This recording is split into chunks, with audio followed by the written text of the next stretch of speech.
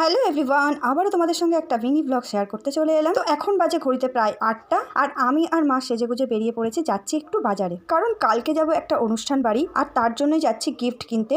Actually কাল আছে আমার মাসি শাশুড়ির নাতির অন্নপ্রাশন, আর তার জন্যই চলে এসেছি গিফট কিনতে। তো এখন এসেছি সোনার দোকানে। তো এখানে আমি মাকে বলছিলাম যে একটা ব্রেসলেট নেওয়ার জন্য, কারণ বালা বা পায়ের মল বা অন্য কিছু দিলে, পদ দিলে বড় হলে পরতে পারবে না, কিন্তু ব্রেসলেটটা দিলে ও বড় অবস্থাতেও পরতে পারবে। তো এখানে আমি আর মা মিলে ব্রেসলেট পছন্দ করছিলাম। বাচ্চাদের ব্রেসলেটগুলো কিন্তু দারুণ দেখতে হয়, আর এখানে এতগুলো ব্রেসলেটের মধ্যে এই 3টে রেখেছিলাম পছন্দ করে।